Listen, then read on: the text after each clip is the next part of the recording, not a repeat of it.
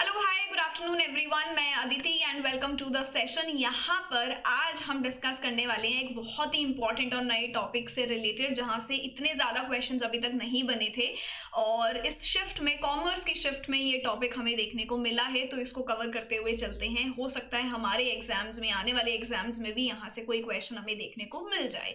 सो काफ़ी easy topic है और ये नाम अगर आपने नहीं सुना है तो आज हम इसके ऊपर बात करेंगे। ओपन एजुकेशनल रिसोर्सेज लाइसेंस क्या होता है। तो पहली बार चैनल पर आए हो तो सब्सक्राइब कर लो। एप्लीकेशन को आप डाउनलोड कर सकते हैं, पीडीएफ आपको यहाँ मिल जाएंगी।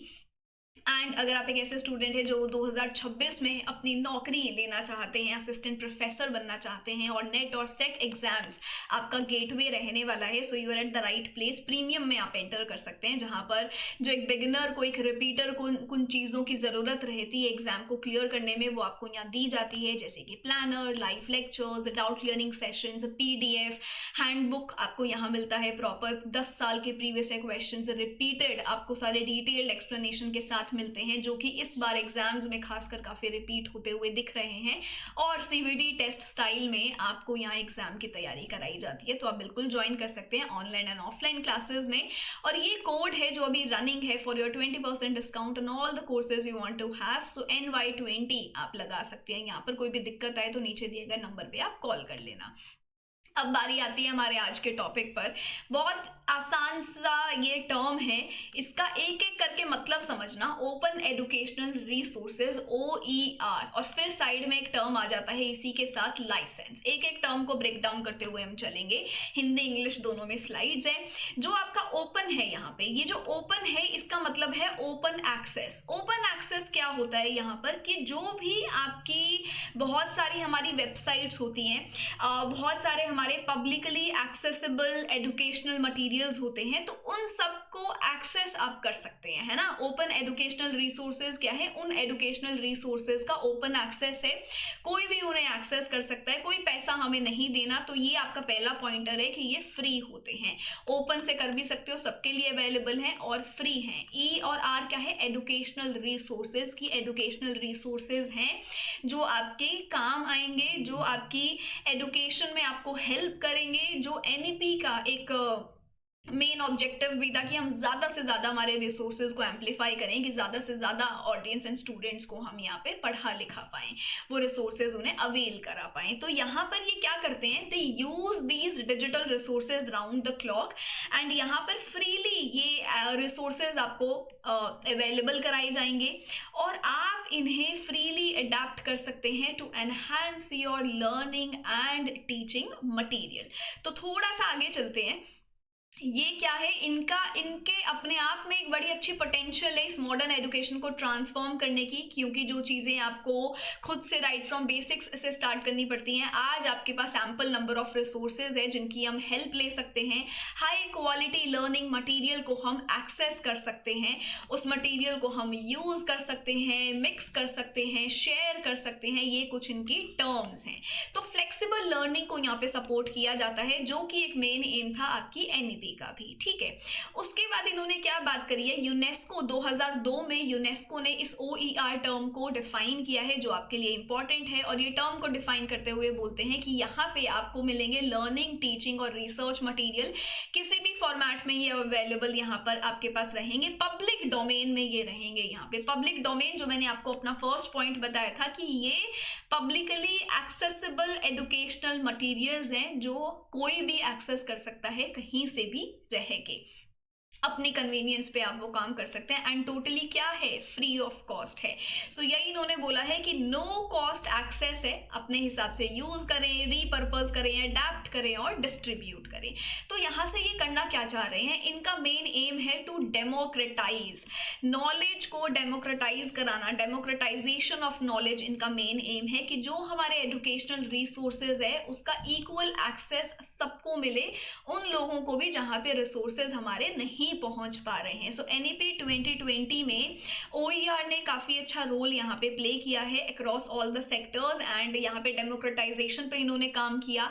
जब आप सबको इंक्लूड करने लगते हैं, जब आप डेमोक्रेटाइजेशन की बात करते हैं, तो उसका मतलब है कि हम जो है यहाँ पे इंक्लूसिविटी की भी बात कर रहे हैं कि भाई हम एक ऐसा लर्निंग एनवायरनमेंट क्रिएट करना चाहते हैं जो इंक्लूसिव है, जो सबको ध्यान में रख रखा है regardless of their socio and economic background, चाहे रिच है या पुअर है या कोई भी बाइनरी से कोई बिलोंग करता है, कोई पेरिफेरीज पर है, बट हम सबको इंक्लूड यहाँ करेंगे। सो ये इंक्लूसिविटी की बात यहाँ पर ओपन एजुकेशनल रिसोर्सेज के थ्रू की जा रही है।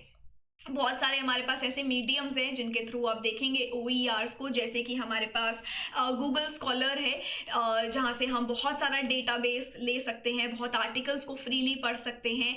हमारे पास DOAJ यहाँ पर है, हमारे पास खान अकेडमी जैसी वेबसाइट्स हैं, हमारे पास साक्षात पोर्टल यहाँ पर है, स्वयं प्रभा है, शोध गंगा है, NCERT यहाँ पर है। बट ये सब चीज़ें तो मैंने आपको बता दी, बट अभी भी एक रेफरेंस मिसिंग है। अगर आप भी इस बारे में सोचें, हमने अभी तक बात करी ओपन एजुकेशनल रिसोर्सेज की, बट इस टर्म में, इस लाइन में एक डेफिनेशन आता है लाइसेंस का। ये लाइसेंस्ड होते हैं, बट लाइसेंस्ड का एक काफी अलग मतलब है। मतलब एक होता है ट्रेडिशनल कॉपीराइट, उसको इन्होंने हटा दिया है, बट ये फिर भी बोलते हैं कि जो हमारा क्रिएटर है, हम उसके राइट्स को प्रोटेक्ट करेंगे, सो दे आर लाइसेंस्ड। जैसे कि शोध गंगा, आप जब अपना थीसिस सबमिट करते हैं, so you do it under that licensed material, so they are preserved via that creative commons.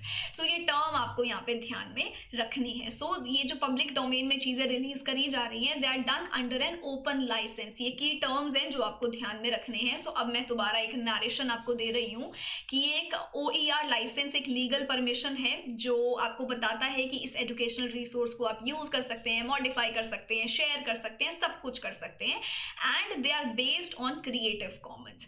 फिर इन्होंने बताया कि ये जो लाइसेंस है वो ट्रेडिशनल कॉपीराइट हटा देता है, बट स्टिल वो क्रिएटर के राइट्स को प्रोटेक्ट करता है।